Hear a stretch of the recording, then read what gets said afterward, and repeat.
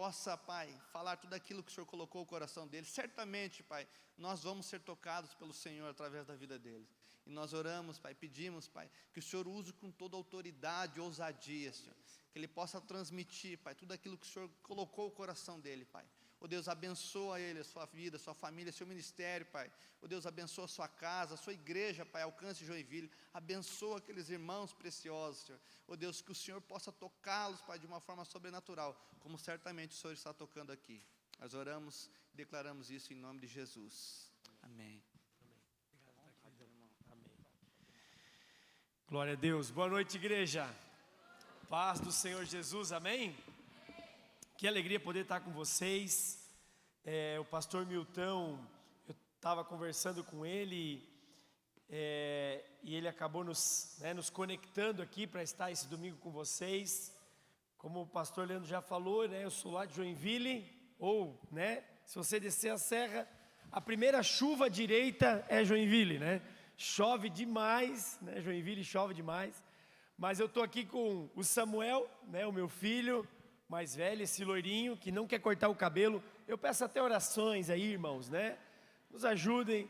O Israel também, meu sobrinho, vieram de guarda-costas, mas a gente está muito grato a Deus. Gente, eu sou casado com uma mulher maravilhosa, que ela pede desculpa, ela queria ter vindo junto, mas por conta de algumas agendas, a gente também já está 2 domingos fora da igreja, vai ficar mais 2 domingos fora, e a gente acabou negociando e ela ficou na igreja hoje para abençoar lá também. Mas ela manda um abraço para vocês em nome de Jesus. Gente, antes de começar a palavra, eu queria contar uma história para vocês. Eu sempre gosto de começar com algo para dar uma quebrada no gelo. E eu escutei uma história de uma loja de casamento, né? Foi aberta uma loja onde as mulheres elas podiam ir lá e escolher os maridos, né, que elas queriam casar. Que loja maravilhosa, né, gente? Aí chegou lá uma irmã do Alcance de Pinhais, não daqui, né? Que aqui Deus manda do céu, tô brincando. E chegou lá e foi, vou ver como é que é essa loja. E essa loja tinha 4 andares, né? E aí tinha uma placa assim na porta dizendo assim: é o seguinte, as regras da loja são simples. Você vai ter 4 andares para subir. A cada andar que você subir, o seu futuro esposo ele vai ter uma qualidade. Se você escolher, por exemplo, no primeiro andar, eu quero essa qualidade, você não pode subir no próximo. Se você chegar no segundo andar e dizer, não, eu quero essas 2 qualidades, você não pode subir para o terceiro. E por fim, se a mulher quisesse todas as qualidades, então ela chegaria no 4º andar. E ela muito empolgada falou, vou ver como é que é esse troço aí, né? E subiu no primeiro andar, e no primeiro andar dizia assim, nesse andar todos os homens são bonitos. Aí ela se animou, ela falou, uau, né? Que andar interessante, olha, como é que será que deve ser o segundo andar? Ela falou, vou subir o segundo. Ela chegou no segundo e a plaquinha dizia assim, aqui os homens são bonitos e trabalhadores. Ela falou, meu Deus, que andar tremendo, que andar, como é que será que é o terceiro andar? Ela ficou curiosa, ela falou, vou para o terceiro andar. Chegou no terceiro andar, tinha uma plaquinha que dizia assim, aqui os homens são bonitos, são trabalhadores e amam crianças. Ela falou, não pode, isso aqui tem alguma coisa errada. Como é que deve ser o 4º andar? E ela chegou no 4º andar e tinha uma placa que dizia assim, se você chegou até aqui, esse andar é só para mostrar como as mulheres são difíceis de agradar, né? Eu sei que, eu vou arrumar encrenca com as irmãs aqui, mas é só o quebra-gelo. Se você trouxe sua Bíblia, abra comigo em Apocalipse capítulo 12. Eu só conto essa história porque minha esposa não está, porque se ela tivesse ela não deixava eu contar, então só estou aproveitando aí. Glória a Deus. Se você achou aí, Apocalipse 12, nós vamos ler o versículo 10. A Bíblia diz assim, e ouvi uma grande voz no céu que dizia, agora é chegada a salvação e a força e o reino do nosso Deus e o poder do seu Cristo. porque já o acusador dos nossos irmãos é derrubado, o qual, diante do nosso Deus, os acusava de dia e de noite. Agora eu quero que você preste atenção no 11. E eles o venceram, pelo sangue do Cordeiro, pela palavra do seu testemunho, e porque não amaram as suas vidas, mesmo diante da morte. Vamos orar? Espírito Santo, primeiro eu quero te agradecer por ter chegado até aqui. Eu creio que essa noite ela está na tua agenda, há algo que o Senhor quer liberar sobre as nossas vidas. Eu entendo pela palavra de Deus que a letra, Senhor, ela mata, mas o Espírito vivifica. Por isso nós te pedimos, Senhor, vivifica a tua palavra nos nossos corações nessa noite. Fala conosco, nós nos abrimos para receber e acolher com mansidão a palavra de Deus, e nós oramos assim, em nome de Jesus, amém e amém. Meus irmãos, eu sei que nós temos na igreja, na Alcance, nós temos vários homens de Deus, um deles que tem aí, caminhado conosco de forma mais próxima, o pastor Getúlio. Ele é um homem que trabalha no nível de libertação, muito acima daquela que eu tento me mover. Mas eu entendo da parte de Deus que existem algumas coisas que nós como cristãos a gente está esquecendo. Eu não sei, eu tenho pouco tempo de convertido, tenho 41 anos, me converti com 17, mas desde o começo da minha conversão, nós sempre tínhamos aquela clareza de alguns princípios e alguns elementos da doutrina básica de Cristo que nós não só deveríamos conhecer, mas que nós deveríamos usar e praticar no nosso dia a dia. E quando nós olhamos para esse texto do Apocalipse, nós encontramos vários princípios, mas só para te contextualizar, você sabe disso, o Apocalipse, ele já é chamado, o livro da revelação. O Apocalipse, ele aponta para frente, certo? O Apocalipse, ele é profético, ele está apontando para os dias que virão. Todo o livro de Apocalipse, ele nos mostra aquilo que vai acontecer no futuro. Amém, irmãos? Todo mundo aqui comigo? Aí o que acontece?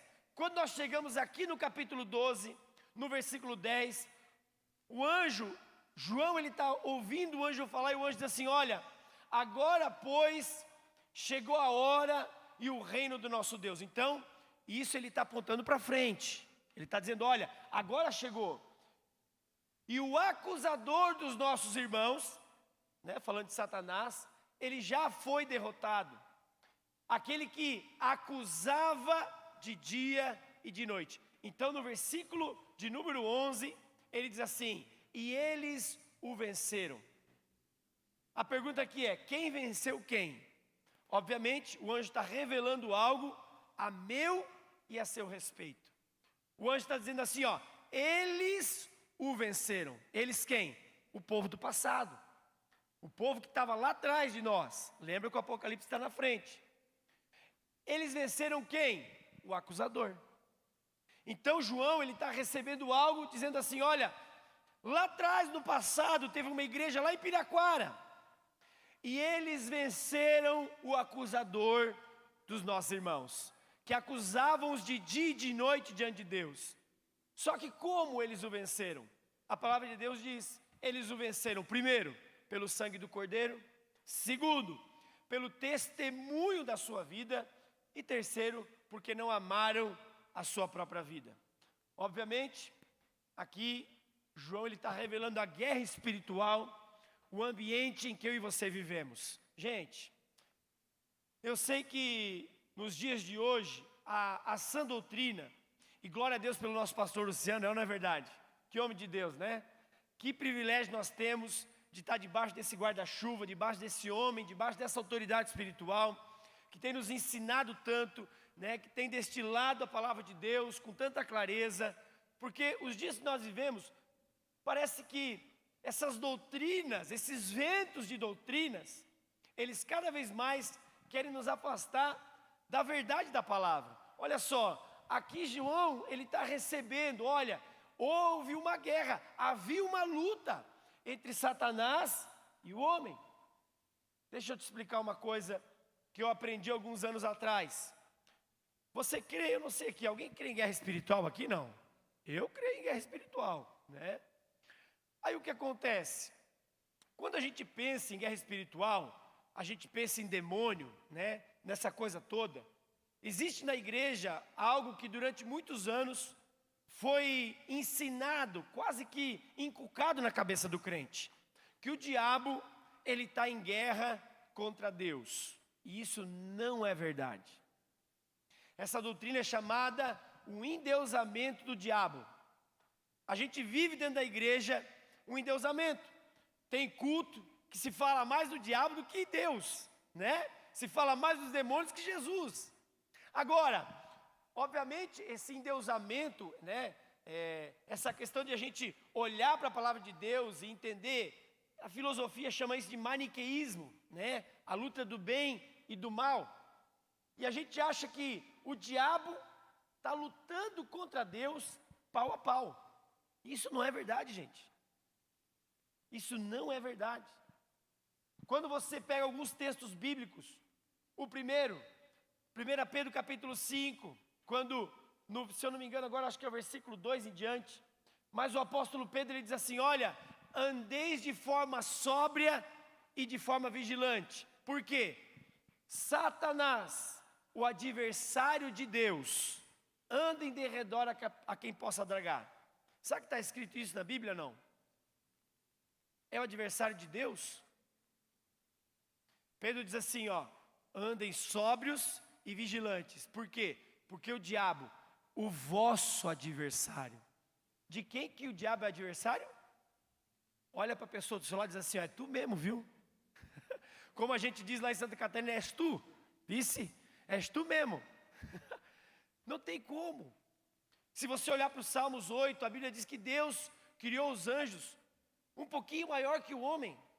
Gente, Satanás é criatura de Deus, é feitura de Deus. Deus criou o diabo como um anjo que se rebelou. Então, a autoridade que esse anjo tem, é a autoridade que Deus deu. Quando você vai olhar para Apocalipse, você vê que vai chegar o grande dia, Jesus descerá nas nuvens, pisará o Monte das Oliveiras, a glória de Deus se manifestará, e Deus vai mandar um anjo. Quantos? Um anjo para prender Satanás. E vai jogá-lo numa masmorra, numa cela durante 1000 anos. Quantos anjos eu falei? Um anjo. Quando você começa a entender que a palavra de Deus, ela mostra o diabo não como alguém que luta pau a pau com Deus, bem ao contrário. Aqui a Bíblia diz que o diabo é acusador de quem? Dos nossos irmãos. O diabo nos acusa diante de Deus. O diabo tenta fazer com que Deus pense a nosso respeito algo que não é verdade. Então o diabo, ele não é adversário de Deus. Deus não tem adversários. A Bíblia diz em Romanos que o último adversário foi vencido, e foi a morte. Jesus venceu na cruz do Calvário. A morte está despojada. É ou não é verdade? Quem crê que vai viver para sempre aqui? Nós somos e temos a garantia em Jesus de que teremos uma vida eterna ao lado do nosso Deus. E tudo isso que a Bíblia nos apresenta, toda essa revelação que Deus nos mostra, irmãos, é algo que a igreja precisa resgatar. Nós vivemos em constante conflito contra Satanás. Sabe, eu entendo que muitas vezes na palavra de Deus, a gente vê o próprio apóstolo Paulo, nós vamos ler alguns desses textos daqui a pouco, onde ele nos mostra como o próprio diabo, ele tenta plantar ciladas na nossa vida. Quando a gente olha, por exemplo, para Tiago capítulo 4, versículo 7, quando ele diz, o 6 ele diz, sujeitai-vos, pois, a Deus, e o quê? Alguém lembra desse texto? Não. Sujeitai-vos, pois, a Deus. Antes ele fala, debaixo da onipotente mão de Deus, resistir ao diabo, e o que ele vai fazer, gente? Fugirá de vós. Essa mentalidade de guerra espiritual, essa mentalidade que nós precisamos resgatar dentro da igreja, porque assim, ó, eu sou pastor de uma igreja local, eu lido com vários tipos de pessoas, E o que mais falta para as pessoas é o entendimento que elas estão numa guerra. Gente, eu não sou daquele que acredita que tem demônio atrás de toda a maçaneta de porta, que, meu Deus, que há demônio em tudo quanto é lugar. Eu não acredito nisso.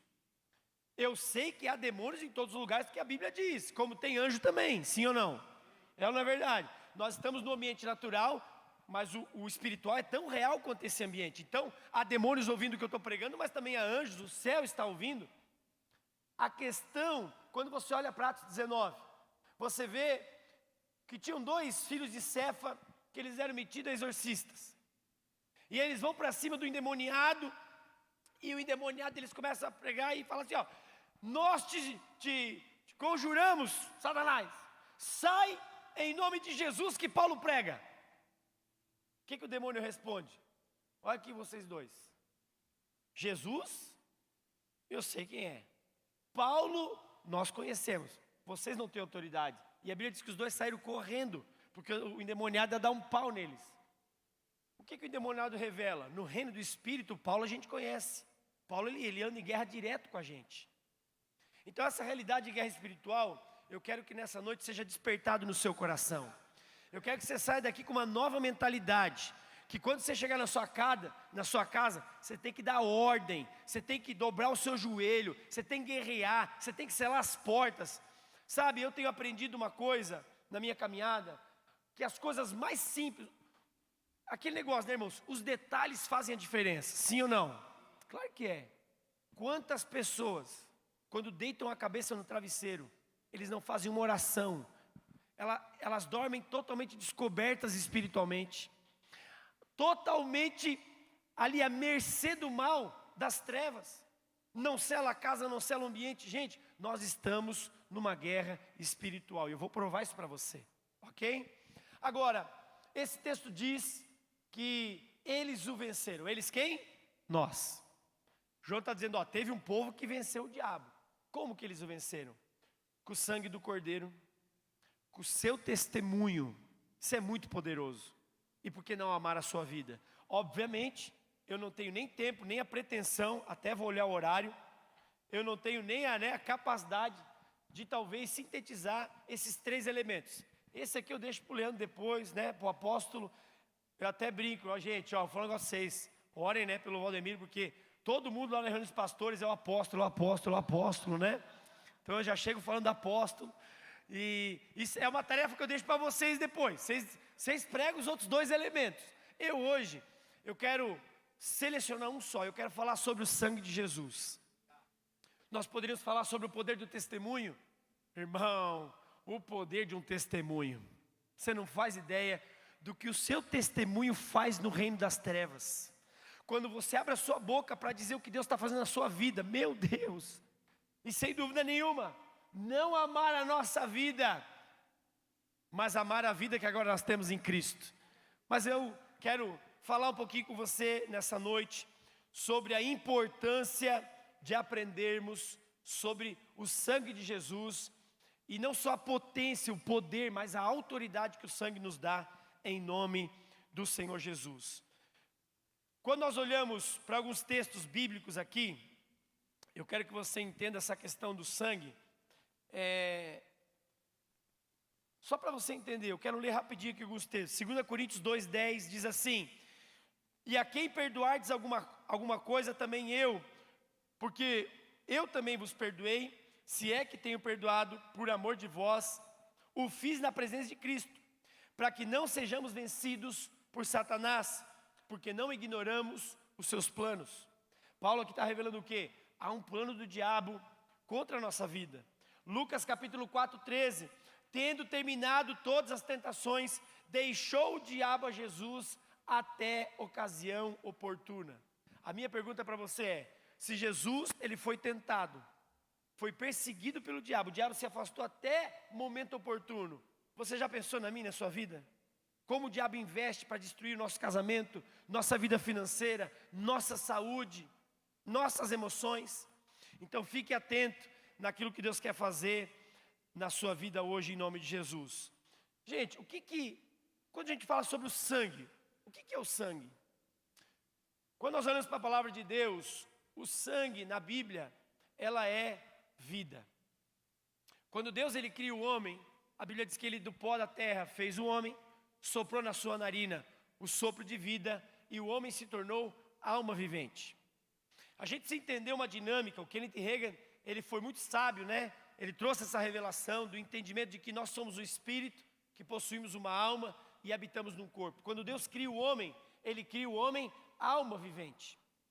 Né? O homem ele é um ser, alguns teólogos dizem inclusive que o corpo de Adão, né, é o nosso corpo glorificado na ressurreição final, ou no arrebatamento da igreja, porque Adão ele acessava o reino do espírito e o reino natural. Jesus quando ressuscita, o corpo dele era um corpo físico? Sim ou não?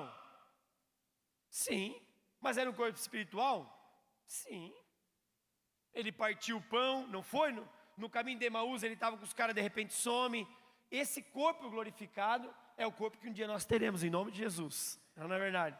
Agora, quando Deus sopra fôlego de vida em Adão, ali acontece o milagre. A vida passa a correr dentro de Adão. E quando nós olhamos para alguns textos, por exemplo, como Levíticos 17:11, a Bíblia diz: porque a vida da carne está no sangue. Ou seja, a carne ela está viva porque o sangue corre nela. O sangue está circulando, por isso a vida. Olha só que interessante como o texto continua. Pelo que vos tenho dado sobre o altar, para fazer expiação pelas vossas almas, porquanto é o sangue que fará expiação das vossas almas. Levítico está dizendo, olha, o corpo está vivo por causa do sangue, e o sangue é para remissão de pecados, para o altar. Obviamente, toda a revelação bíblica, desde o Antigo Testamento, vem apontando algo para o sangue, vem apontando algo para o sangue. Se você olhar, vamos pensar no primeiro assassinato. O primeiro assassinato, você lembra? Caim e Abel. Quando Caim mata Abel, ele mata por uma inveja. Por quê? Olha só que interessante. O que Caim oferece para Deus? Gênesis 4, a Bíblia diz que Caim ofereceu o que era da sua lavoura. Ele não ofereceu sangue. Só que Abel, ele foi aceito porque ele deu das primícias do seu rebanho. Abel derramou sangue. Caim não derramou sangue. Às vezes as pessoas me perguntam, pastor, por que Deus rejeitou Caim? Porque Caim não entendeu o valor do sangue para Deus. E quando Caim faz isso, olha que interessante, pensa comigo um pouquinho. Deus rejeita Caim. E quando Caim se encontra com o seu irmão, ele mata o seu irmão. Eu não sei se você, talvez aqui eu estou sendo um pouco, estou fugindo um pouco da questão, estou inferindo na Bíblia algo que eu acho. Parece que Caim, ele diz assim, é sangue que o Senhor quer, é sangue que eu vou dar. E ele mata Abel. E quando Deus, ele se encontra com com Caim, ele pergunta assim, Caim, onde é que está o teu irmão? Eu vou saber do meu irmão, não sei o quê. E Deus fala algo muito interessante. Deus diz assim, o sangue do teu irmão clama até mim por vingança. Quando o sangue de Abel foi derramado, esse sangue falava. E lá em Hebreus, no capítulo 12, versículo 24, a Bíblia diz, e a Jesus, o mediador de uma nova aliança, e ao sangue da aspersão, que fala melhor do que o sangue de Abel. O que Hebreus está dizendo? Enquanto o sangue de Abel clama por vingança, o sangue de Jesus clama por remissão e salvação. Ele clama de uma forma muito melhor. Agora, o que isso nos mostra? Que o sangue para Deus é algo muito importante. Em toda a Bíblia, quando ele vai usando o sacrifício de animais, Deus nunca aceitou um sacrifício humano. Ele sempre vai aceitando o sacrifício de animais de uma forma tipológica. Por exemplo, Êxodo 12, a Páscoa que nós comemoramos. Qual foi a ordem de Deus? Pega um cordeiro, imola esse cordeiro, pega o sangue, joga o sangue nos umbrais. Quando o anjo da morte passar e ele vê o sangue, ele não vai entrar na porta, não vai entrar na casa. O sangue para Deus é algo de extrema importância. Eu acho interessante que quando nós olhamos em Atos, está tendo uma discussão ali a respeito do que deveria ficar da doutrina do Antigo Testamento. E eles separam só 4 coisas: que nós deveríamos nos afastar dos ídolos, nós deveríamos nos afastar, né, da prostituição, da lascívia, e nós precisávamos nos afastar do sangue sufocado. Nós não podemos comer sangue. Isso na nova aliança. E eu vou falar para vocês, não parece. Samu, fica em pé um minuto. Esse aqui é meu filho, gente. Ó a cor do cabelo. Ó o zóio. Esbugai o zóio aí, filho. Olho azul. Não parece, mas eu sou descendente de alemão. Meu sobrenome é Schatzmann, né? Inclusive, Deus está abrindo as portas aí, é bem provável que agora nós vamos até ter a cidadania alemã. Mas eu sou alemão. E o alemão, ele tem uma culinária, e na sua culinária ele tem um negócio chamado Schwarzsauer. Quem já comeu Schwarzsauer aqui? Deixa eu ver. Quem sabe o que é Schwarzsauer? Já comesse? É bom demais, não é? Meu Deus do céu. Olha, eu vou falar uma coisa para vocês. Essa foi uma das maiores renúncias da minha vida. Não comer mais o Schwarzsauer. Schwarzsauer é o quê? É o pato. Matava o pato. E no sangue do pato você fazia uma sopa preta. Delícia. Deu uma roga na boca, cara. O chouriço, né? Quase parecido com o chouriço, sabe? Não tem aquela morcilha vermelha? Pensa num troço de Deus. Ah, não é de Deus, quer dizer, né? Não é de Deus, irmão, desculpa, né? É do inimigo aquilo lá. Aí eu vim de uma casa, irmãos, que, meu Deus, né? Comida alemã é assim. Aí eu descobri na Bíblia o que para Deus e como para Deus é importante o sangue. Sabe por quê? Olha que interessante. Hebreus capítulo 9, versículo 3 diz assim: portanto, se o sangue de bodes e de touros e a cinza de uma novilha aspergida sobre o contaminado o santifica, quanto à purificação da carne, muito mais o sangue de Jesus, que pelo Espírito eterno a si mesmo se ofereceu sem mácula a Deus, purificará a nossa consciência de obras para servirmos ao Deus vivo. Olha a importância do sangue. Se o animal já purificava, pensa o sangue de Jesus, porque foste comprados por preço de sangue. Agora, pois, glorificai a Deus no vosso corpo. 1 Coríntios 6:20, Efésios 1:7, no qual temos a redenção pelo seu sangue, a remissão dos pecados, segundo a riqueza da sua glória. E olha só que forte, 1 João 1:7, mas se andarmos na luz, como Ele está na luz, temos comunhão uns com os outros, e o sangue de Jesus Cristo, seu Filho, nos purifica de todo pecado. Quem está entendendo aqui essa arma poderosa? Você já pensou, olha aqui, pensa comigo. Qual é a maior legalidade, a maior autoridade que o diabo tem para tocar nossa vida? Qual é, irmãos? Se chama pecado. O diabo só pode tocar na sua vida de 2 maneiras: ou com a autorização de Deus, ou com pecado na minha e na sua vida. Os 3 textos que eu li para você agora fala do sangue que purifica dos pecados. Quem está entendendo essa arma? Você está entendendo o poder para vencer o diabo?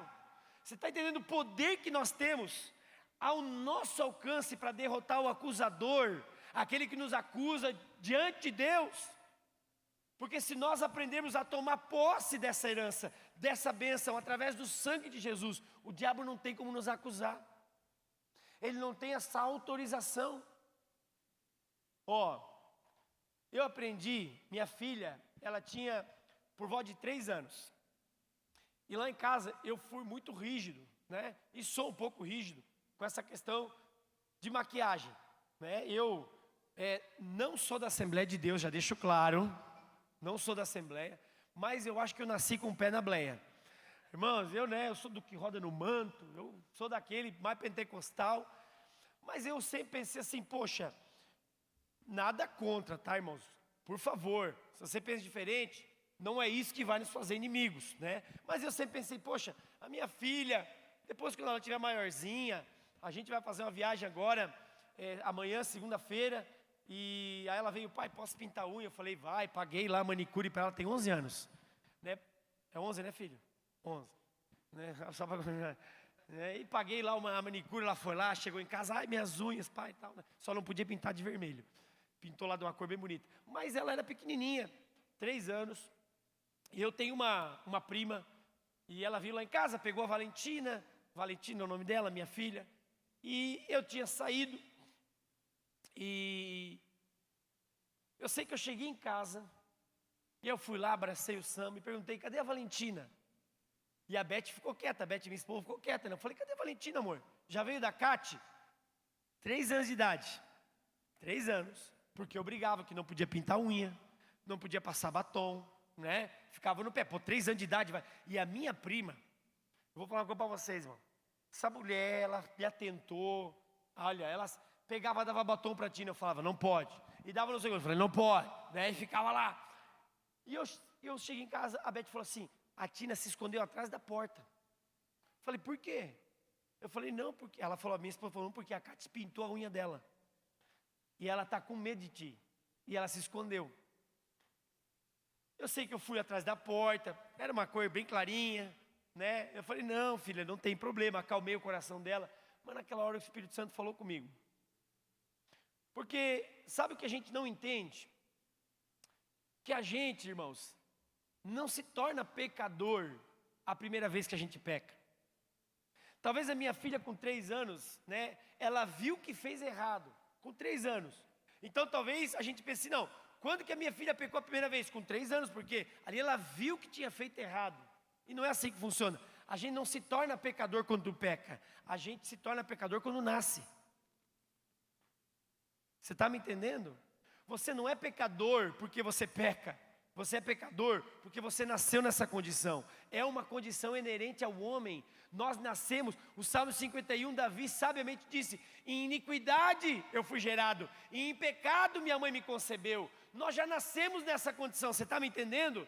E essa condição não muda quando eu peco ou deixo de pecar, porque eu sou pecador. Mas quando Jesus entra na nossa vida, quando o sangue de Jesus é aplicado em nós, a partir daquele momento, nós somos purificados do nosso pecado.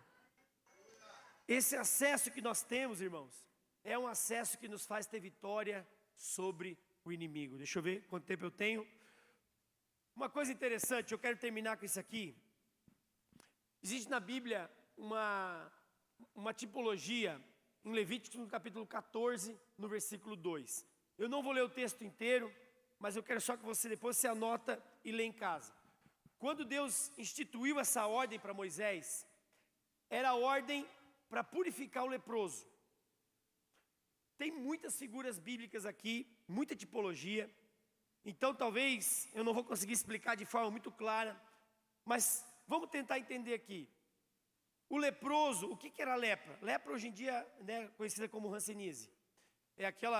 Era mortal, era tipo um câncer de pele, matava as pessoas. Quem tinha lepra, não tinha condição de ser curado.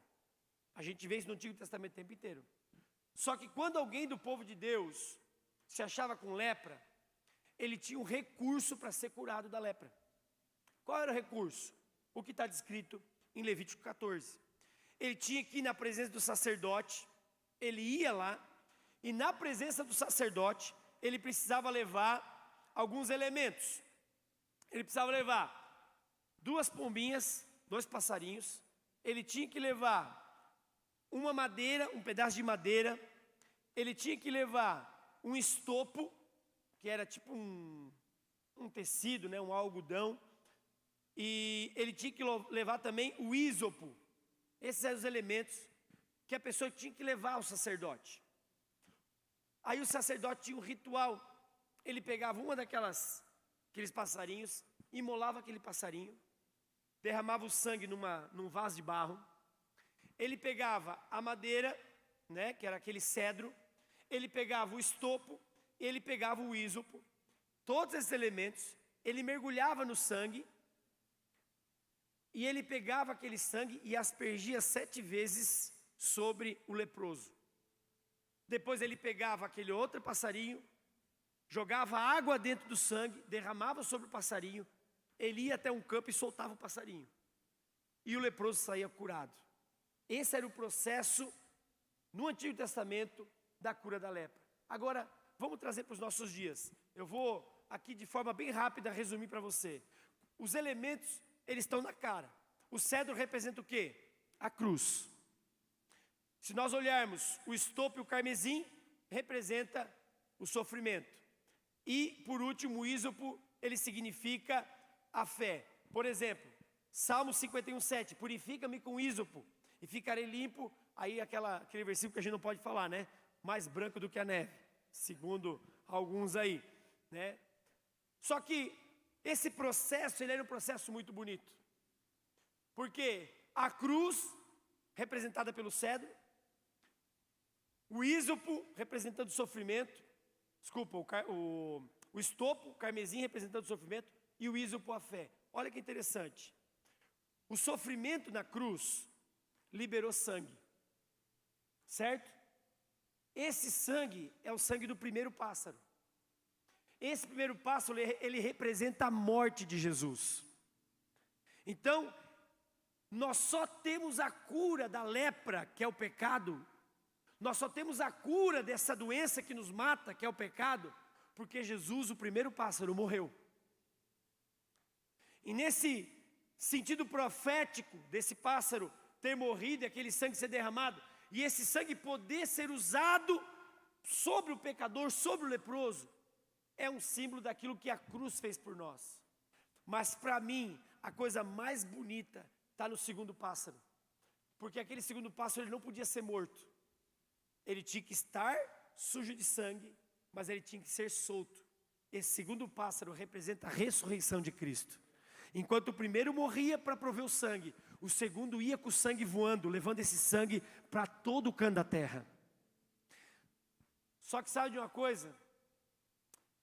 Quando esse pássaro, que ele era aspergido nesse sangue, e eu não consigo pensar de outra maneira, eu não consigo tirar da minha cabeça que esse sangue derramado sobre esse segundo pássaro, que representa a ressurreição de Cristo, ele não tem como ser diferente na nossa vida, se não entendermos a graça.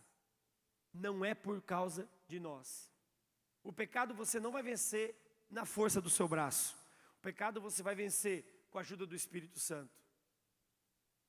Sabe, o sangue que é aspergido 7 vezes, o sangue que totaliza a cura, totaliza o perdão, porque pecar, nunca vamos deixar de pecar, gente. Nós vamos ser pecadores até o dia que nós morrermos, tá bom? O que nós podemos buscar é santificação, cada dia ser melhor que ontem. E como que a gente faz isso? Espírito Santo, orando, lendo a palavra, acessando esse pássaro, acessando a ressurreição de Cristo, em nome de Jesus. Eu me lembro que eu tinha por volta de 16 para 17 anos, tinha acabado de me converter.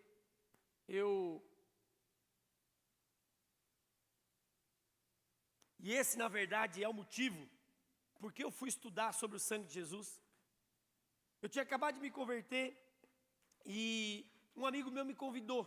Falou assim: ô Daniel, cara, tu se converteu agora e o meu irmão, ele tá com um problema, cara. Ele foi no centro de Umbanda e, cara, de madrugada ele tá incomodando, ele acorda endemoniado.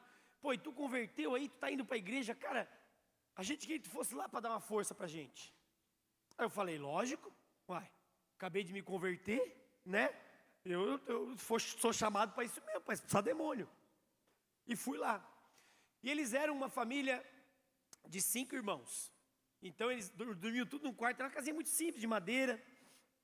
E eles tinham 2 beliches, mais uma cama assim. E eu lembro que eu fui dormir na casa desse cara, porque era só depois da meia-noite que manifestava o demônio e tal. E eu lembro que a gente estava lá deitado, e de repente assim, não lembro o horário muito bem, mas começou um barulho, a casa era de madeira, começou um barulho mais ou menos assim, ó. Como se uma unha arranhasse a parede de madeira. Gente, foi tipo uma coisa de filme, né? Quando acenderam a luz, era nós tudo olhando para o cara que ficava endemoniado, né? Todo mundo olhava para ele assim, e ele estava de bruço. com as mãos assim, então, pô, não tinha como ele estar arranhando, acender e já esconder a mão, né? Nem Satanás é tão rápido assim, né? Apagaram a luz, não, ô fulano de tal, vai dormir, não sei o quê. Ele nem respondeu, apagaram a luz. Aconteceu a segunda vez, aquela unha arranhando aquela parede, e acenderam de novo, nada. Na terceira vez, quando acendeu, o barulho não parou. Só que ele estava assim de bruços, e ele estava arranhando a parede com o dedão do pé. E ele ficava... Só que na terceira vez ele se revelou. E aquele endemoniado, cara, ele virou assim, ele deu um grito. Ah! Meu Deus do céu, irmão. Eu estava na parte de cima do beliche, eu quase caí, eu falei, ah! Falei, o que é isso?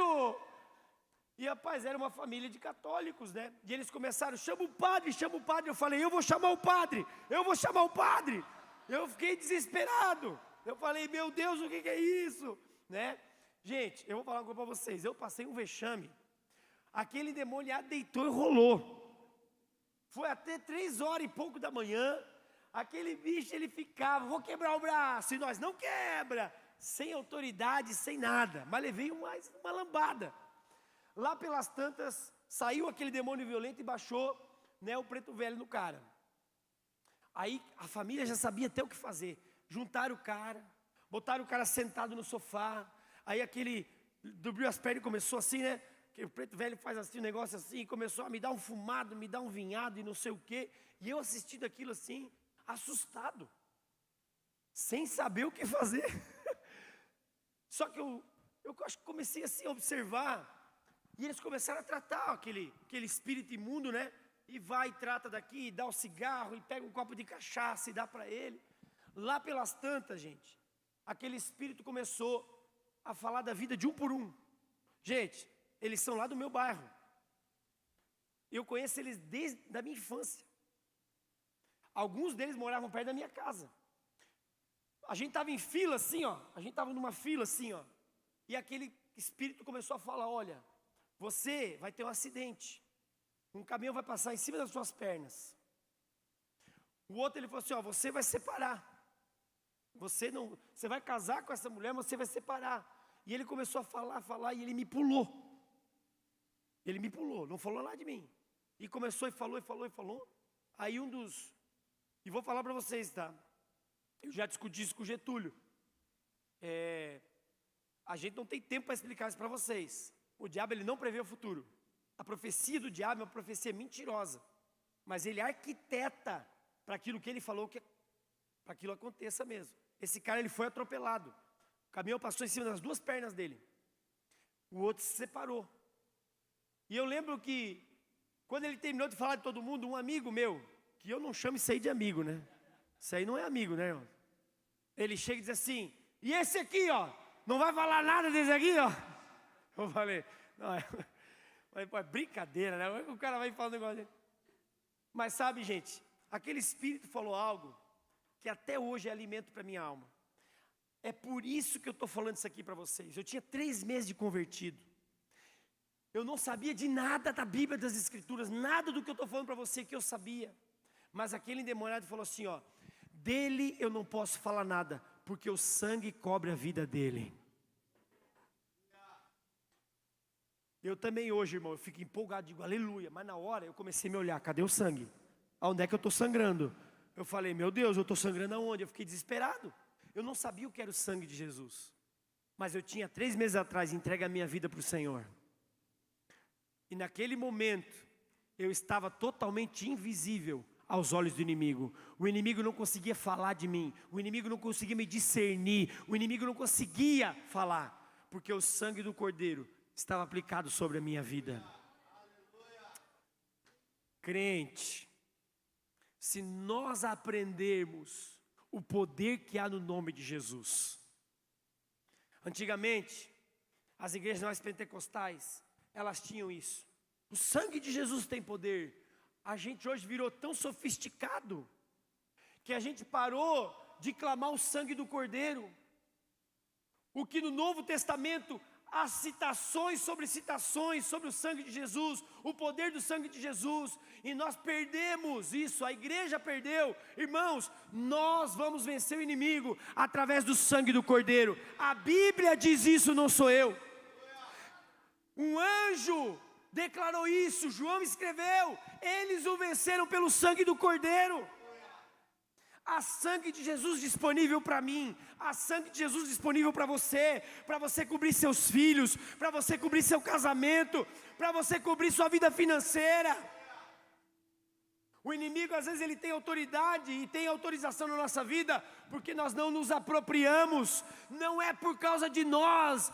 Olha, o meu pai, ele morreu com 53 anos, 53, infartou, 15, desde que eu me converti, eu tentava ganhar meu pai para Jesus. Meu pai era um alcoólatra. Toda vez que eu sentava com ele, para falar de Jesus para ele, ele chorava. E ele dizia para mim assim, ó, filho, o pai não rouba, o pai não faz nada de errado, o pai toma a cervejinha do pai. E eu falava assim, meu pai, não é pelo que o Senhor faz ou pelo que o Senhor deixa de fazer, é por aquilo que Jesus fez pelo Senhor. E às vezes a gente acha, irmão, olha, eu não quero aqui talvez, ser rude, nem ser grosso, nem nada disso. Eu vim aqui trazer unção do sangue de Jesus sobre a sua vida. Mas deixa eu te falar um negócio, irmão. Nós precisamos entrar num ambiente profético, aonde o sangue de Jesus, ele é clamado, aplicado, ele é revestido sobre a nossa família e sobre a nossa casa, porque há poder no sangue de Jesus. Não há demônio, não há principado, não há potestade. Olha só, uma vez eu estava ministrando libertação na nossa igreja, e tinha uma moça, primeira vez que eles estavam vindo no culto, e eu fiz uma oração, a oração de confissão, todo mundo repetiu, eu fiz oração de confronto, e eu falei assim, olha, quem passou mal, quem teve algum sentimento, vem para frente que nós queremos orar. Quando eu botei a mão na cabeça daquela mulher endemoniou, mas endemoniou assim, e nós expulsamos o demônio daquela mulher, e ela ficou depois do final do culto, ela falou assim, pastor, eu estou passando uma luta muito grande. Eu falei, o que foi, minha filha? Pastor, eu estou grávida, e o meu filho foi diagnosticado com translucência local. É aquilo que se diagnostica, língua estranha, é a unção, irmãos. A unção vem, não tem como segurar, Foi diagnosticado com translucência local, que é o que desencadeia a síndrome de Down. E eu comecei a estudar a história daquela mulher, e ela contou a história da vida dela para nós. O pai dela era um pai de santo, e isso também, quando o demônio revelou, o demônio falou, olha, eu vou matar o filho que está dentro dela, porque foi pago um preço de sangue, E eu lembro que eles estavam, o cara era divorciado, era um rolo. Quando ela falou aquilo, quando o demônio falou aquilo através da boca daquela mulher, até o cara assustou, porque ele estava escondendo a gravidez. E ela contando a história, falou, olha, meu pai, ele é pai de santo, ele fez um trabalho, e o meu filho está assim, do ventre e tal. Naquela hora eu tomei consciência, eu falei, olha, deixa eu falar um negócio para você. Eu vou orar agora e vou aplicar o sangue de Jesus sobre essa criança. Amanhã você vai fazer um exame, você vai fazer ultrassom, e o seu bebê vai estar totalmente curado. Você pode ir que ele vai estar curado. Aí quando você fizer o exame e você tiver o resultado, você me liga. Irmão, pensa num dia que demorou para passar, que aquela mulher não me ligava, e essa mulher não me dava notícia. Eu sei que deu umas 7 horas da noite, para um carro na frente da minha casa, e sai essa mulher, irmãos. Só que essa mulher não veio sozinha, ela veio com outro casal. E ela entrou já chorando dentro de casa, falou assim, pastor, o meu neném está completamente curado, pastor. Completamente curado. E essa minha amiga aqui está com o mesmo problema, eu trouxe essa minha amiga aqui para você orar por ela também. Sabe, gente, eu fiz uma oração simples. Eu só falei assim, Senhor, eu troco o sangue que está sobre essa criança. Eu removo o sangue feito no pacto do cemitério, e eu aplico o sangue de Jesus sobre essa criança. Recebeu uma cura milagrosa. Deixa eu falar para você, irmãos, há poder no sangue de Jesus. Há poder. Só que tem algo interessante. Esse sangue, eu não posso acessá-lo por você. Eu não posso chegar e dizer assim, Senhor, vem cá, aplica o sangue aqui nessa pessoa. Você precisa entrar nesse lugar. Você precisa clamar por essa intervenção. Fique de pé para a gente ter um tempo de oração, por gentileza.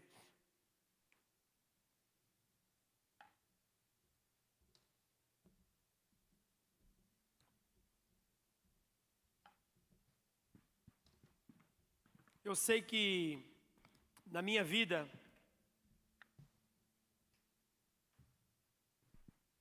eu poderia aqui ficar a noite inteira dando testemunho para você daquilo que o sangue de Jesus já promoveu, não só na minha vida pessoal, mas na vida de pessoas que caminham comigo. Quantos pais, irmãos, de adolescentes, estão com problema de gênero, que estão, crianças às vezes de 5, 6 anos, que foram expostas à pornografia, que passaram um problema sério, e no gabinete nós ministrávamos, chamávamos pais, falávamos assim, vamos aplicar o sangue de Jesus, vamos clamar o sangue de Jesus. E a intervenção de Deus na vida daquelas crianças, daqueles adolescentes, foi quase que instantâneo. Foram libertos, culpa foi removida. E sabe, é tanto poder e é tanta unção. E a gente, às vezes, no nosso dia a dia, a gente esquece de não só usar, de nos apropriar, mas de estender isso sobre aquilo que está à nossa volta. Nós pegamos um trânsito, irmãos, eu venho convicto quando eu estou no trânsito, porque o sangue de Jesus está sobre a nossa vida. Sabe, andar com essa convicção vai te dar mais liberdade, vai te dar mais confiança. Você vai ser alguém que vai poder acessar lugares espirituais com mais autoridade. Como eu falei para vocês, eu não estou nem nos pés do Getúlio, né? Aquele homem está voando. Mas a última vez que ele estava lá em casa, eu falei assim, olha Getúlio, talvez eu não vou chegar a estar no teu nível, mas que eu vou grudar no teu calcanhar, eu vou. Né? Que eu vou atrás de ti, eu vou. Fica tranquilo. Porque eu descobri essas coisas. Eu vivi essas coisas. Eu vi isso na vida do meu filho, eu vi isso na vida da minha esposa. E eu sei que isso pode funcionar para você também. Eu não sei se nessa noite você algum dia já entregou sua vida para Jesus. Eu não sei. Eu não sei nem como é que está a sua vida. Talvez você é uma pessoa que está passando tanto problema. Talvez você seja alguém que está tendo tanta dificuldade. Às vezes não é nem problema, mas sabe aquele negócio que parece que não rompe? Aquele negócio parece que não avança. Você está há anos naquele lugar e parece que aquilo não avança. Talvez seja esse o motivo. Primeiro, de você nunca ter entregado sua vida para Jesus. Quando eu tinha 16 para 17, eu nem sabia o que era o sangue de Jesus. Eu nunca tinha ouvido falar do que eu ensinei para você hoje. Mas mesmo assim, aquilo estava sobre a minha vida. Quanto mais para você hoje, com todo o entendimento que você recebeu, você derramar a sua vida aos pés de Cristo, receber a aplicação do sangue do Cordeiro, irmão, sua vida vai voar. Você vai acessar lugares espirituais que você nunca imaginou. Você acha que Paulo estava brincando quando ele disse que Deus é poderoso para fazer infinitamente mais do que aquilo que a gente possa pedir ou pensar ou imaginar, segundo o poder dele que opera em nós? Já pensou lugares de acesso aonde a nossa vida não só prospera no âmbito financeiro, mas, irmãos, restaura casamento. Eu escutei esses dias uma frase de alguém dizendo assim, olha, a maior alegria de um homem é quando seus filhos, depois de adultos, eles querem visitar a sua casa. Essa é a maior alegria de um homem, de um pai e de uma mãe. Quando os filhos, depois de adultos, eles querem ficar junto com os pais. Isso dinheiro não compra, irmãos. Isso aí bens não compra. Mas eu tenho certeza que uma vida entregue ao Senhor Jesus, regada ao sangue do Cordeiro, é uma vida que destrava relacionamento. Pastor, eu sei que eu estou estourado, mas deixa eu só falar essa aqui para vocês. É 5 minutinhos, gente. Olha só. Isso eu tenho liberado sobre a vida da minha igreja. Fui agora em outras igrejas, outros alcances. Eu liberei isso. Eu nem ia falar sobre isso, mas eu acho que é a direção do Espírito Santo. Quando nós olhamos para Malaquias capítulo 4, a gente vê Malaquias profetizando que nos últimos dias Deus enviaria o profeta Elias. E ele converteria o coração dos pais aos filhos e dos filhos aos pais, sim ou não? Malaquias profetizou isso. Malaquias disse, olha, no grande e terrível dia do Senhor, antes que venha esse dia, eu enviaria o profeta Elias, e ele vai restaurar o coração dos pais aos filhos, dos filhos aos pais, para que eu não venha e fira a terra com maldição. Deixa eu te falar uma coisa. Quando nós olhamos para essa profecia, ela é revelada lá em Mateus 17. Jesus, ele está no Monte da Transfiguração. Aparece numa nuvem, Jesus é transfigurado, aparece numa nuvem, Moisés e Elias. Pedro, Tiago e João, eles olham aquilo, eles ficam, estupefatos. Quando eles estão descendo o monte, os discípulos fazem uma pergunta: por que é necessário que Elias venha primeiro? Olha que pergunta que os apóstolos fazem. Por quê? Porque na cultura do judeu, irmão, o judeu sabe que antes que Deus venha, Elias vai vir primeiro. E quando eles veem Elias naquela nuvem, eles perguntam assim: por que Elias tem que vir primeiro? Aí Jesus responde: olha, Elias virá. Olha o tempo, presta atenção no tempo. Elias virá e restaurará todas as coisas. Mas eu também vos digo que Elias já veio e fizeram com ele o que quiseram. Aí o texto termina diz assim: os apóstolos perceberam que Jesus falava de João Batista. Presta atenção. Jesus estava dizendo que Elias vai vir, mas que Elias já veio. Nós não acreditamos em reencarnação. Nós não somos um povo que acredita nessas coisas não, irmão. Kardecista, essas coisas aí longe de nós, está amarrado em nome de Jesus. Mas então do que Jesus estava falando? Peraí, João Batista era Elias? Elias era João Batista? Não. Jesus revela para a gente que a profecia de Malaquias não falava de uma pessoa, mas falava de uma unção. A unção que estava sobre Elias repousou sobre João Batista, e ele foi aquele que abriu o caminho. Se João Batista carregou a unção de Elias, e foi o que foi, e Jesus ele diz: eu vos digo que Elias virá e restaurará todas as coisas. Olha só, quem é o Elias antes que Jesus venha? A igreja. A igreja vai carregar a unção de Elias. Nós, eu e você, nós vamos trazer restauração para todas as coisas. Agora olha que poderoso. Há profetizado que antes desse dia, essa unção faria algo extraordinário. Ela ia converter o coração dos pais aos filhos. Qual é a pregação que a igreja brasileira mais ouve? Paternidade. Aonde que nós vimos os grandes homens de Deus pregando? Paternidade. A igreja tem que ser curada na paternidade. E eu concordo. Olha o que diz Mateus 6,10. Quando orardes, orem assim. Como é que é a oração? Pai nosso. A paternidade é algo que tem que estar resolvido. Se eu não tenho uma paternidade curada, eu não acesso a paternidade celestial. E qual é a unção que a igreja vai carregar nesses últimos dias? A unção da cura da paternidade terrena.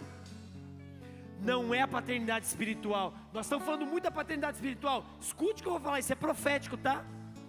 Nos próximos anos, vocês vão ver uma avalanche de revelação a respeito da restauração da paternidade terrena. Irmãos, vocês vão ver pais, olha, essa unção vem forte.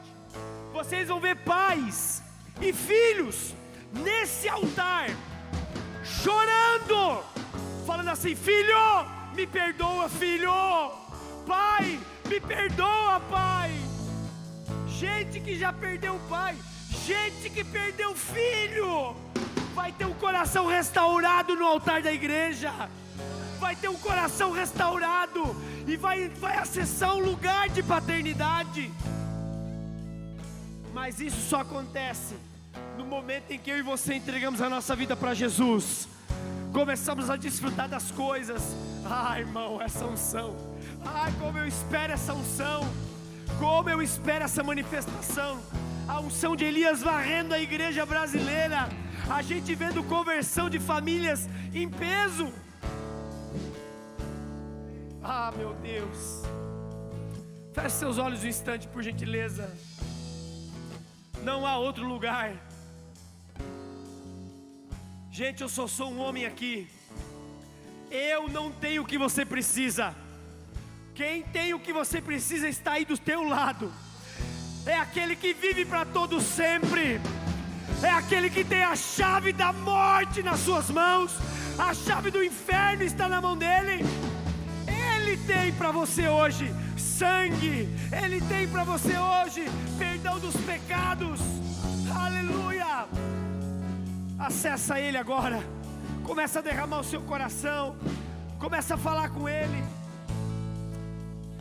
O homem, ele tem uma limitação, mas aquilo que é impossível para o homem, aquilo que o homem não consegue fazer, isso é possível para Deus. A sua cura, o seu milagre, Ele está do teu lado e se chama Jesus.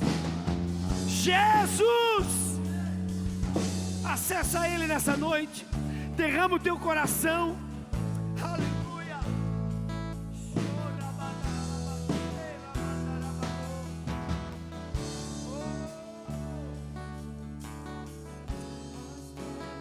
Antes de devolver a palavra ao pastor, eu não posso terminar essa noite sem fazer 2 apelos.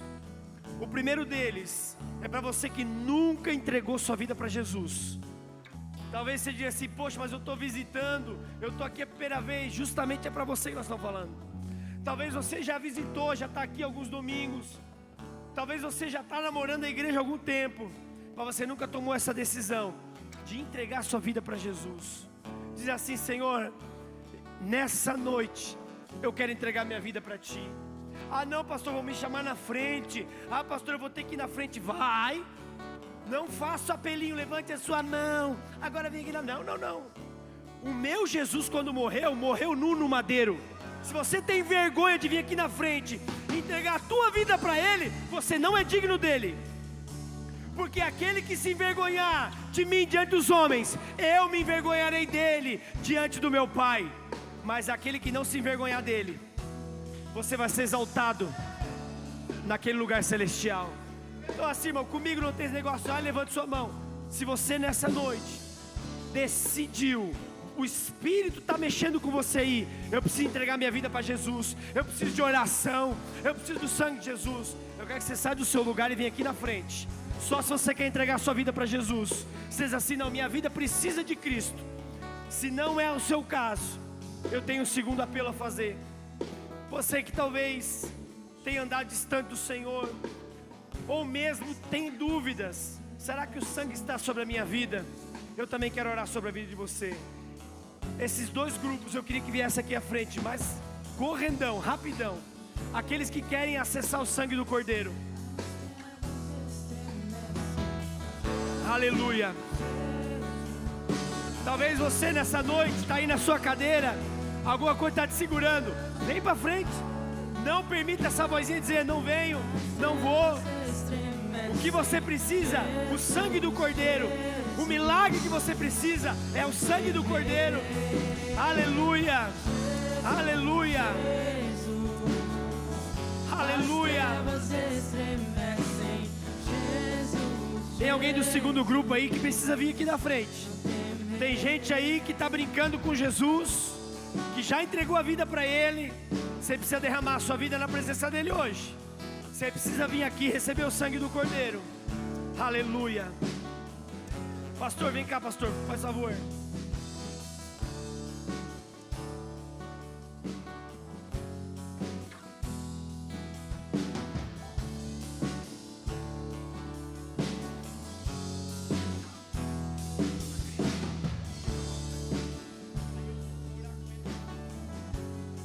Amém? Então feche seus olhos, nós vamos fazer uma oração de entrega agora, né? Talvez você já tenha feito, né? Mas eu queria que a igreja também fizesse, você que está no fundo também. Vamos repetir essas palavras. Feche seus olhos, repitam comigo essas palavras. Senhor Jesus, hoje, nesse dia, eu declaro para as pessoas que estão em volta, para os anjos e para os demônios, que a minha vida está sendo entregue ao Senhor, ao seu poder, à sua unção. Eu declaro Jesus Cristo de Nazaré, o meu Senhor e Salvador, para todos os dias da minha vida. Eu glorificarei, Senhor, entregando a Ti o meu louvor, a minha vida, em nome de Jesus. Aleluia, amém, amém. Dá uma salva de palmas ao Senhor. Aleluia.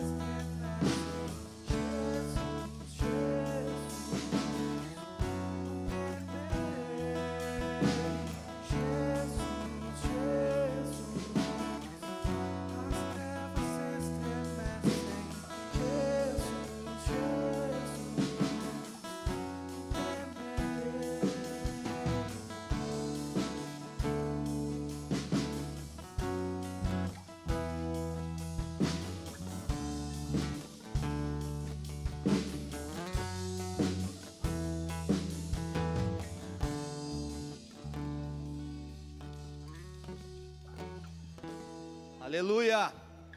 Aleluia. Quem foi abençoado pela vida do pastor Daniel? Amém. Obrigado, pastor. Obrigado por tudo que o Senhor derramou hoje sobre as nossas vidas aqui. Foi uma benção. Uma salva de palmas a ele aqui, irmãos. A Jesus pela vida do pastor Daniel. Glória a Deus. Glória a Deus.